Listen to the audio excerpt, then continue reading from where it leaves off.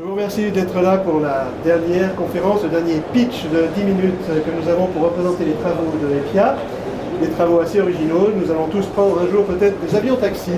On aurait plutôt intérêt à ce qu'ils tiennent la route en toutes conditions. Flavio, je te cède la parole. Merci pour le résumé. Donc tout est dit. Donc il s'agit ici, comme le disait Eric, de pouvoir certifier des drones. Donc là vous avez une entreprise américaine qui s'appelle Maternet, qui a été autorisée à voler en Suisse par l'Office fédéral de l'aviation civile.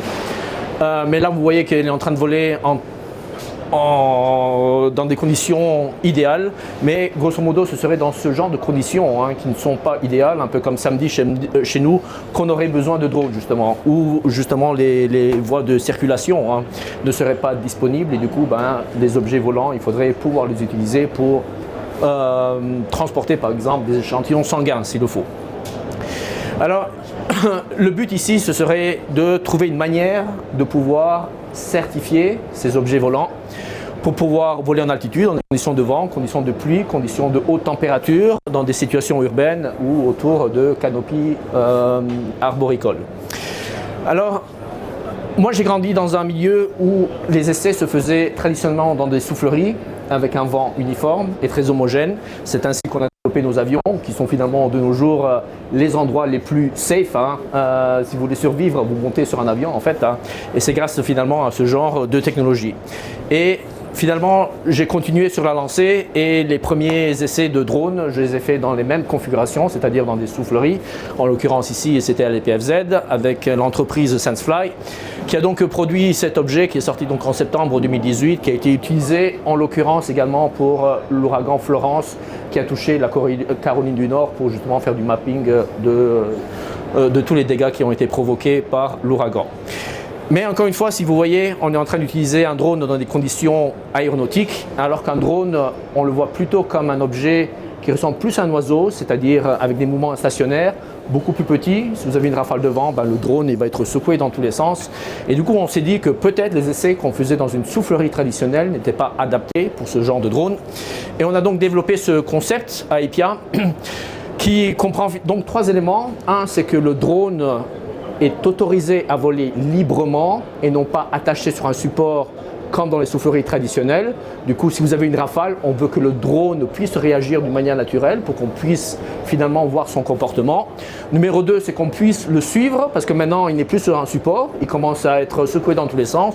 Du coup, numéro 2, il nous faut un système de tracking. Là, en l'occurrence, ce sont des motion capture cameras, qui sont des caméras utilisées à Hollywood pour traquer les gens en utilisant des petits points. Et du coup, on a une précision en dessous du millimètre pour le tracking en 3D avec 300 images par seconde.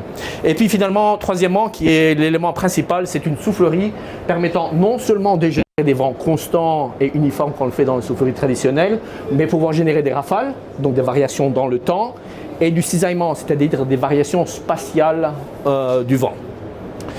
Donc la technologie est basée sur un système modulaire qu'on appelle un système à pixels, qui ressemble plutôt à un écran télé ou un écran PC finalement, où au lieu d'avoir de grands ventilateurs comme dans les souffleries traditionnelles qui vont générer un vent constant, on a des milliers de ventilateurs, chacun pouvant être activé indépendamment et pouvant générer donc des variations spatiales, mais également des variations dans le temps. Pourquoi ?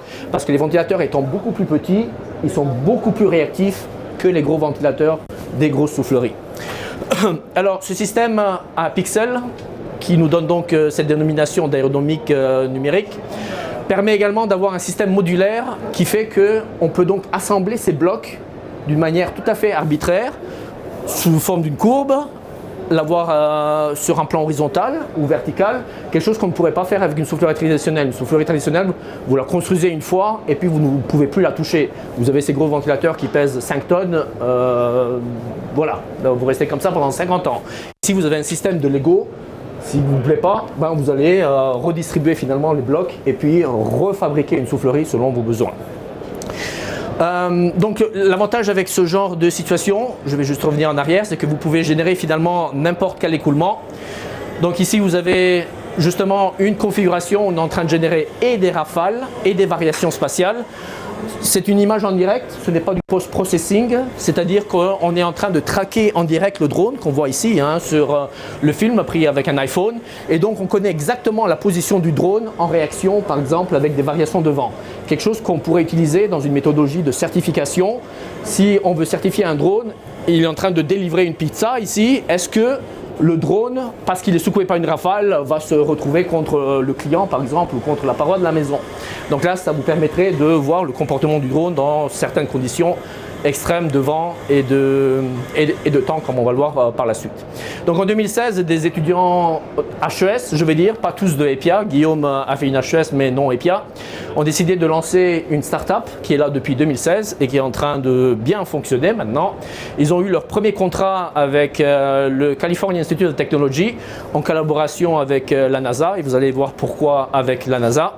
Donc on voit ici le montage de cette soufflerie et donc cette configuration modulaire. Vous voyez ici le grillage qui a permis d'installer ces modules, ces blocs de ventilateurs. On va le voir ici. Et vous comprenez tout de suite que de fait d'avoir ce système modulaire, ça vous permet d'assembler la soufflerie extrêmement rapidement.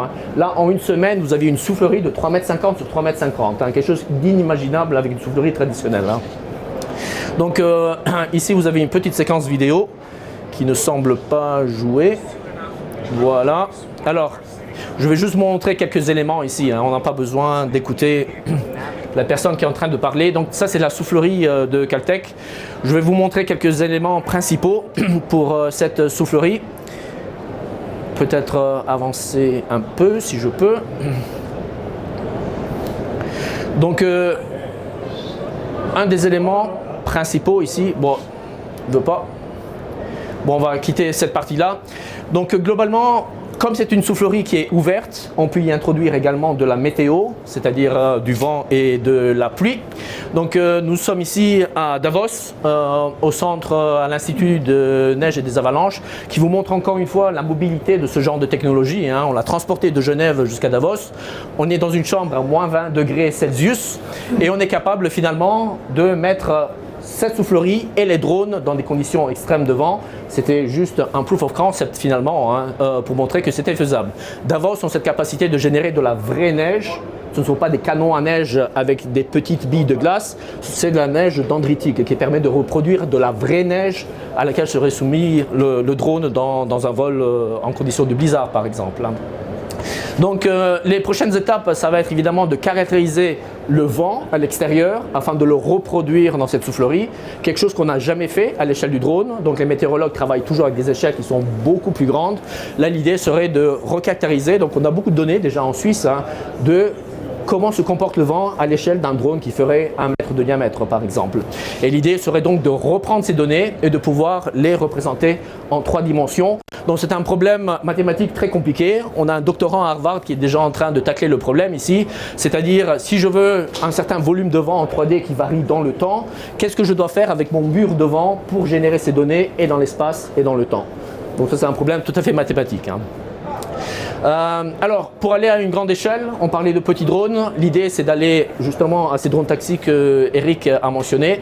Ici, on a une entreprise valaisanne, Dufour, qui est en train de développer justement un de ces drones taxis, comme il y en a beaucoup dans le monde, développé par Airbus, Boeing et tant d'autres. Et l'idée serait justement de pouvoir les tester, en particulier dans des moments de transition, quand ils sont en train de décoller d'un bâtiment et que vous avez des rafales de vent comme celle qu'on a eue samedi. Comment va se comporter surtout que vous allez avoir des passagers à l'intérieur. Si vous n'avez qu'une pizza, c'est pas trop grave. Si vous avez des personnes, c'est un peu plus grave. Et l'idée, ça va être justement de les mettre dans une configuration. Comme je l'ai dit, c'est un système modulaire, donc la taille, elle n'est pas limitée par la technologie. Il suffit d'empiler plus de blocs pour avoir finalement un mur qui soit comparable à la taille du drone que vous êtes en train de tester. Donc pour l'instant, la technologie est en train de se reproduire un peu partout dans le monde. Là, ce sont des clients universitaires pour l'instant que Winship est en train de satisfaire et beaucoup de discussions également pour des mises en place de centres de certification de drones, en particulier 2 aux États-Unis, un à Singapour, un en Australie. Au Rwanda, ils ont déjà des drones qui sont en train de voler. Ils voudraient avoir un centre de certification basé donc sur cette technologie Winship. Voilà, donc si vous avez des questions, je vous remercie. Oui. Comment vous caractérisez le vent produit par le mur? Voilà, donc ça c'est la grosse question parce que finalement on va se retrouver dans un volume 3D de vent qui varie dans l'espace et dans le temps.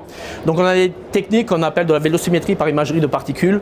Vous allez ensemencer le volume avec ces particules qui sont en fait des petites bulles de savon qui sont submillimétriques et les imager avec un laser, et du coup on peut les imager et dans le temps, dans l'espace, et on aura besoin de ça effectivement, hein, parce que dès qu'on active chacun des ventilateurs, quel est le vent qu'on a au milieu, et il va falloir qu'on caractérise ce genre de truc. À l'avenir, ce qui va se faire, c'est qu'on va utiliser du machine learning sur la machine, c'est justement le projet de l'étudiant de Harvard, c'est-à-dire on va entraîner la machine à générer certains vents qu'on va caractériser, et dès qu'elle sera entraînée, on n'aura plus besoin de mesurer les vents. On saura que si on fait quelque chose avec la machine, on aura spécifiquement ce genre de conditions de vent, et c'est évidemment ce que le centre de certification veut. Il ne veut pas à chaque fois devoir mesurer le vent qui est généré. Ouais. Voilà, donc la question de Luc concernait donc le comportement d'un drone dans des conditions de rafale. Est-ce qu'il faut échouer le drone ou pas? Ou est-ce qu'il faut essayer d'améliorer le drone justement pour pouvoir pallier à ces conditions de rafale? Et effectivement, on a beaucoup de nos clients en fait, hein, comme DJI en particulier et Parrot, qui veulent ces souffleries parce qu'ils n'avaient pas ce genre d'outils dans le passé. Eux, grosso modo, leur système de contrôle avec le PID, ça s'est fait un peu comme ça. C'est pas mal, alors que maintenant quand ils ont vu cet outil, ah c'est génial, on va pouvoir l'avoir dans le bureau avec les gens qui font du contrôle, ils vont lui générer une rafale et ils voient comment se comporte le drone, ou ça va pas, il faut que j'augmente un peu le gain, un peu sur le P, un peu sur le I ou un peu sur le D pour pouvoir justement améliorer. Et c'est là qu'effectivement il y a beaucoup de demandes pour ce genre de soufflerie pour l'instant, hein, très rapidement, même avant d'aller à la certification, c'est dans le développement du drone lui-même, effectivement. Ouais. Il me reste à vous remercier tous d'avoir participé à cette première session. Rendez-vous au PHJ 2020, un nom qui sonne bien pour les scientifiques, Horizon 2020, nous y sommes. Bonne fin de salon. Merci pour l'organisation. Merci Eric.